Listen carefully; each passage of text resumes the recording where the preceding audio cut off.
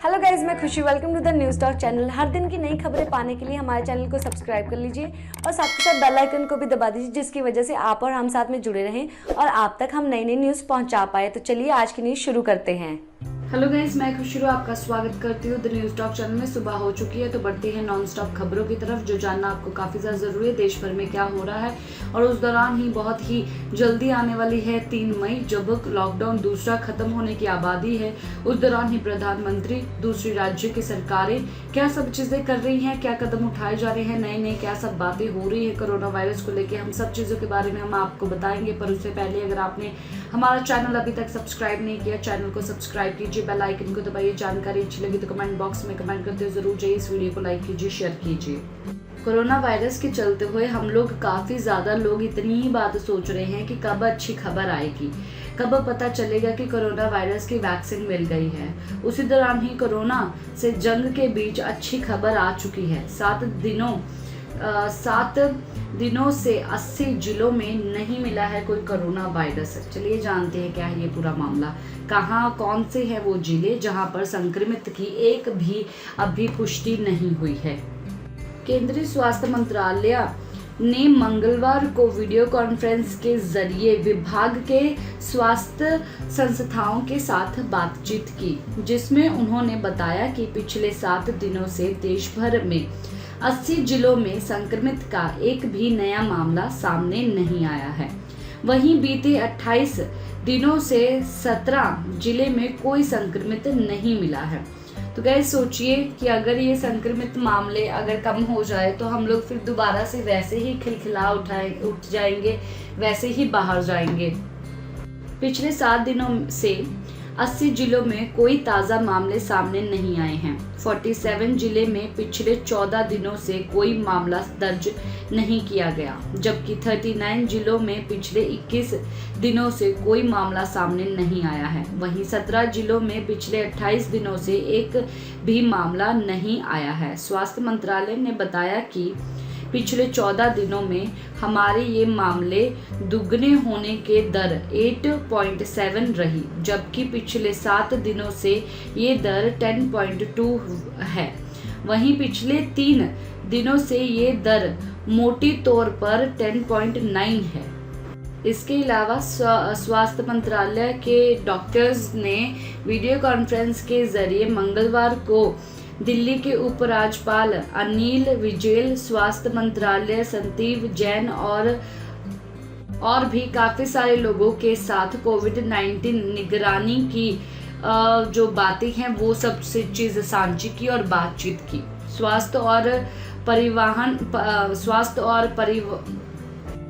और परिवार कल्याण मंत्रालय की ओर से जारी आंकड़ों के मुताबिक पिछले 24 घंटे में 1543 नए मामले सामने आए हैं और 62 लोगों की मौत हो चुकी है, जो अब तक सार्वजनिक है। और इसके बाद देश भर में कोरोना पॉजिटिव मामलों की कुल संख्या 29,435 हो गई है, जिसमें 21,634 सक्रिय है।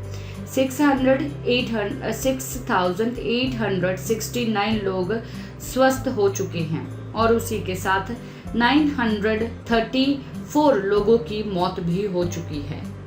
बढ़ते हैं तीसरी बड़ी खबर की तरफ। कोरोना वायरस देश में संक्रमित का आंकड़ा 30,000 के करीब। अब तक 9,034 लोगों ने गंवाई है जान।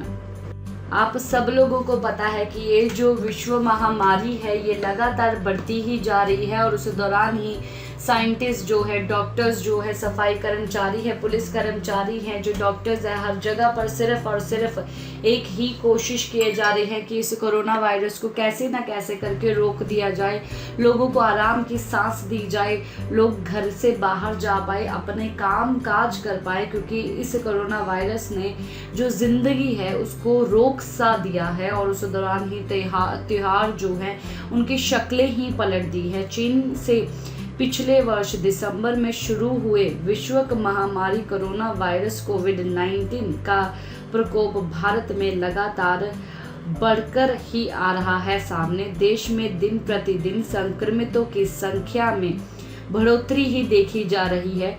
कोरोना के कहर को कम करने के लिए हर एहतियाती कदम उठाए जा रहे हैं, लेकिन संक्रमितों का आंकड़ा कम होने का नाम नहीं ले रहा। मंगलवार को भारत के कोरोना संक्रमितों की संख्या 30,000 के करीब पहुंच गई। स्वास्थ्य मंत्रालय द्वारा जारी किए गए आंकड़ों के अनुसार मंगलवार को भारत में कोरोना संक्रमित की संख्या बढ़कर 29,435 तक पहुंच गई।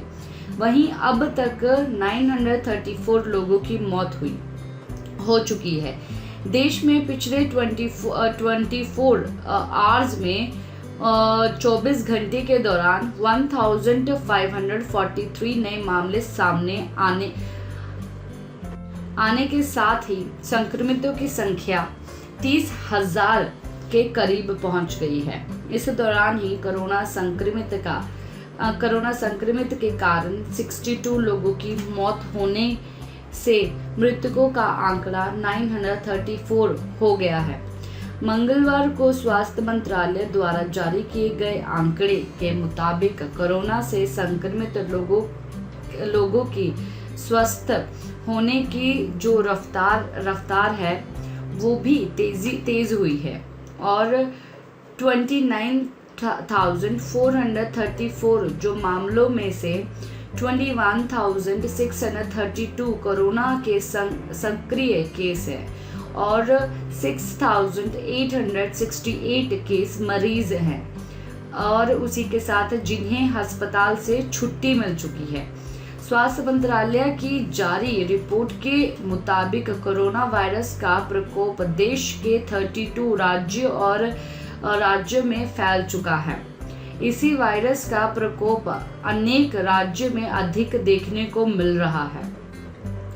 उसी के साथ हम आपको ये चीज बता दें कि पश्चिमी बंगाल कोलकाता के 287 इलाके कंटेनमेंट जोन घोषित कर दिए गए हैं। उसी के आगे हम लोग इसी खबर की तरफ बढ़ते हैं। बता दें कि कोरोना वायरस के फैलावे को रोकने के लिए केंद्रीय और राज्य सरकार के तरफ से हर संभव प्रयास किए जा रहे हैं। इसका प्रयास कम से कम केंद्रीय सरकार की तरफ से भी हो रहा है, सबकी तरफ से हो रहा है। तो बढ़ते हैं बड़ी खबर की तरफ। उसी दौरान ही लॉकडाउन को लेकर अभी भी काफ़ी सारी बातें हो रही हैं। पहले जब लॉकडाउन खुलने की बात हुई थी, लोग डर रहे थे लॉकडाउन को आगे बढ़ा दिया जाएगा। अभी फिर दोबारा से वैसी ही सिचुएशन आ गई है। 3 मई के बाद भी स्कूल, मॉल, सार्वजनिक परिवहन रह सकते हैं और उसी दौरान ही काफ़ी सारी ऐसी चीज़ें जो कि जानना आपको काफ़ी ज़्यादा ज़रूरी है। कोरोना वायरस के संक्रमण को फैलने से रोकने के लिए 3 मई तक लॉकडाउन लगाने के बाद भी विश्व स्वास्थ्य अभी शॉपिंग मॉल, धार्मिक स्थल और सार्वजनिक परिवहन के बंद रहने की संभावना है। ये जानकारी अधिकतर ना दी।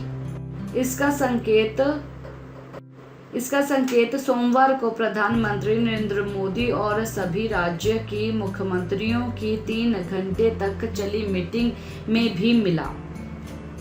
घटनाक्रम की जानकारी रखने वाले अधिकारी ने बताया कि ग्रीन जोन के जिलों में सीमित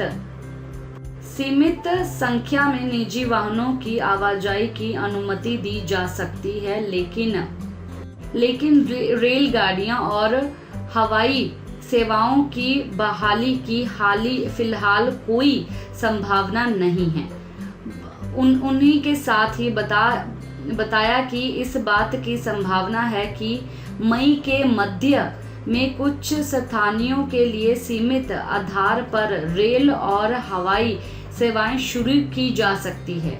रेलवे या कोविड-19 की हालात पर गंभीरता से अभी सोच विचार कर रही है। आई होप गाइस आप लोग भी इन सब चीज़ों के बारे में सोच रहे होंगे। हालांकि अभी 3 मई जब आ रहा है तभी उसी दौरान ही पता चल पाएगा कि हमारे पीएम मोदी जी क्या फैसला लेने वाले हैं और क्या सब चीज़ें करने वाले हैं, क्योंकि ये काफ़ी बड़ा हो चुका है और उस दौरान ही सब लोग घर में बैठ के फ्रस्ट्रेट भी हो चुके हैं। और फ्रस्ट्रेट का कारण ये है कि वो काम नहीं कर पा रहे, सेकंड थिंग, जो उनके बैंक बैलेंस जो है वो भी धीरे धीरे ख़त्म हुए जा रहे हैं। तो आगे ये जो समस्या है वो और भी ज़्यादा गंभीर हो जाएगी, और भी ज़्यादा प्रॉब्लम हो जाएगी। तो इस सब चीज़ों को लेके करना क्या है, बहुत ही ज़्यादा प्रॉब्लम दिखाई दे रही है सामने। तो आई होप गाइस आप लोग ठीक हैं, अच्छे हैं, अपने परिवार के साथ हैं, घर के अंदर हैं और सेफ रहिए। इसी के साथ मैं लेती हूँ इजाज़त। नमस्कार।